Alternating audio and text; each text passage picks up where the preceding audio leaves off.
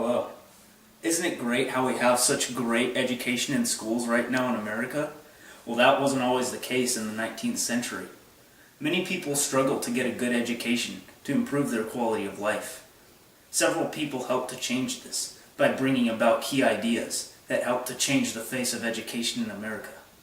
Today, we will be discussing 3 key people and their ideas that helped change education in America forever. My name is Eric, and you are watching them now on the History Channel.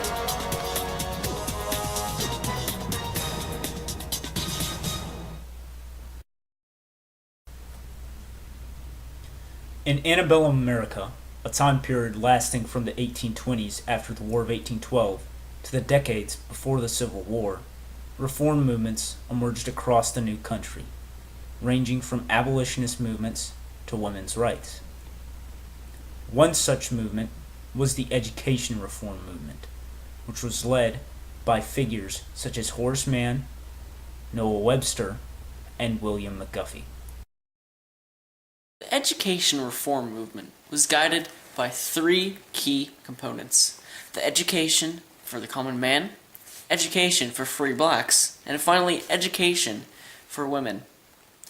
These 3 components would guide the reform movement and ultimately lead to an improvement in education in antebellum America. In antebellum America, a notion emerged that free public schooling, supported by local taxes, should be made available to all citizens.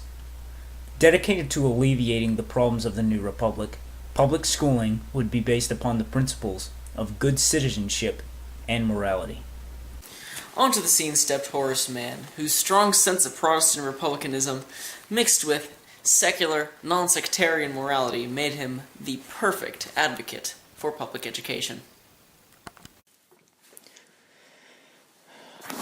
Horace Mann lived from 1796 to 1859. Overall, he was an education reformist and was in the Massachusetts House of Representatives and on the Education Board. He was motivated by, supported, and implemented annual reports, universal education, the disuse of corporal punishment. He wrote the Common School Journal. He implemented the Prussian education system and wanted non-sectarian schools. Before his career, Mann went to Brown and was the valedictorian of his class. In 1834, he became the first secretary of the newly created Board of Education in Massachusetts. He became one of the most prominent American educationists. As secretary, he was the most prominent national spokesperson for that position. A year after he was elected to the school board, he wrote the Common School Journal. There were 6 main points in this journal. Number 1, public schools can no longer remain ignorant. Number 2, education will be paid for, controlled, and maintained by an interested public. Number 3, schools will be diverse. Number 4, schools have to be non-sectarian, meaning not connected to a certain religion. Number 5, schools will be taught by the methods, spirits, and discipline of a free society. And lastly, number 6, education will be provided by well-trained professionals. He wanted better schools, longer years, higher teacher salary, and wider curriculum. And after writing the Common School Journal, Mann traveled to Europe in 1843 and examined the Prussian education system. After this, he wanted to adopt this system in Massachusetts. The Prussian education system advocated mandatory education, specific training for teachers, and national testing and curriculum. After this, he wanted to adopt this system in Massachusetts. He focused on instilling values and providing disciplines for kids who weren't getting that at home. Other states adopted one version or another of the systems he established in Massachusetts. The most popular was the program Normal Schools, designed to train teachers. Public education also created a need for better textbooks and books to educate the nation's youth. This aspect of public education was championed by reformers Noah Webster and William McGuffey. Noah Webster was born in 1758. He's known as the father of American scholarship and education. Webster comes from a very intelligent background, knowing 26 different languages, such as Old English, German, Greek, and Latin. He also graduated from Yale University. Webster had a wife named Rebecca Greenleaf, with whom he had 8 children. He helped to improve the quality of education and make it more accessible to the common man. He did this by helping to found Amherst College in Massachusetts. Having another college available in any area made it easier for anyone to have access to education.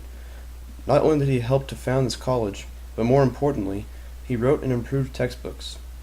In his textbook writings, he emphasized the importance of patriotism, which is one of the central principles of public education. Another key accomplishment of Noah Webster was that he wrote and published the American Dictionary of the English Language in 1828, which truly standardized the English language. On the topic of books, another iconic figure who wrote books to help improve the American education system was William McGuffey. William McGuffey was an American educator born on September 23, 1800 in Pennsylvania. McGuffey graduated from Washington College in 1826 and went on to serve as a language professor at Miami University in Oxford, Ohio. After this, he shifted around to many positions until he eventually accepted the chair of the Department of Moral Philosophy at the University of Virginia. William McGuffey held that position until his death on May 4, 1873. William McGuffey is remembered for a series of elementary school reading books he wrote known as the McGuffey Readers, which sold over 100 million copies. The McGuffey Readers became the standardized reading text for most schools across the United States during the mid to late 19th century. This series was a multi-volume work that had 6 levels of difficulty. The McGuffey Readers contained religious messages and sought to instill morality in the readers.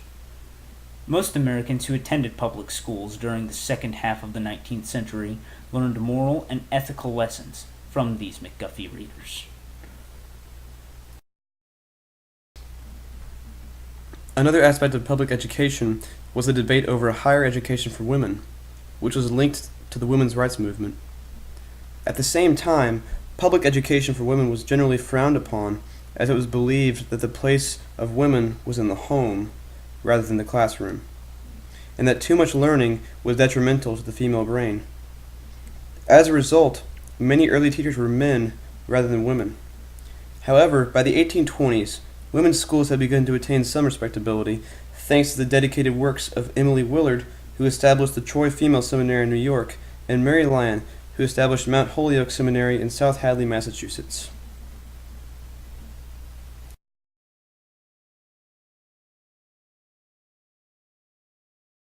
A push was also made to introduce coeducation in higher education.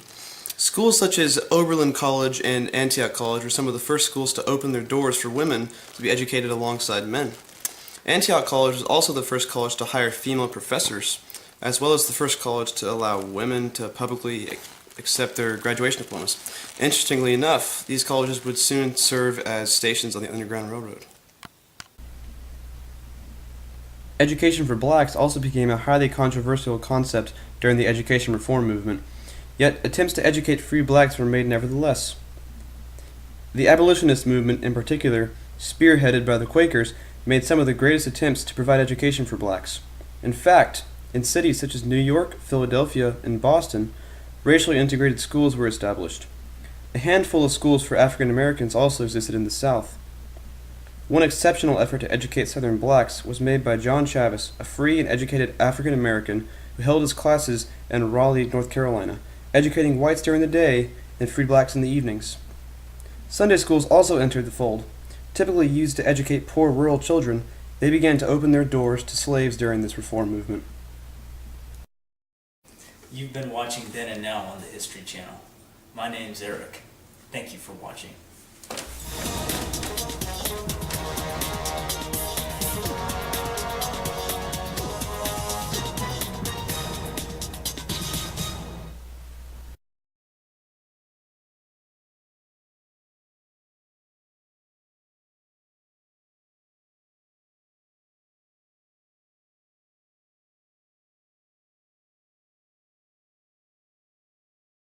The proposal that is in front of us this evening is the location of Harlem Success Academy 2 into the M194 facility.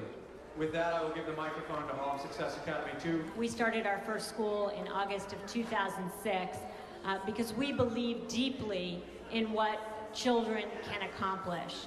We obviously need a space for our school, and that is why we're here. Thank you very much.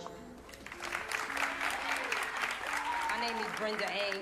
I am the PTA president of 194, and I'm also a parent. If you mean well, then you would not come into our community and try to divide its neighbors. The PS 194 is here, and we will not, I repeat, we will not give up this fight. Build your own building. Let me say to Miss Eva Markowitz, Miss Markowitz, as I said to you before, folks in Harlem will not let you disrespect them. She's our Obama, okay? She brought change to our kids, okay? My 13-year-old just got put in the 8th grade, and my 5-year-old is teaching her to read. We're not trying to say your kids can't come here. We're not trying to say we don't want your kids. We're trying to say, tell them to come and talk to her, see what she's doing, and bring it to your school, and let's work together as a team. Not call each other names. Here in Harlem, there are 23 zone schools. 19 of them have fewer than 50% of the kids reading at grade level. So the overwhelming majority of schools are abysmal academic failures. The charter schools are essentially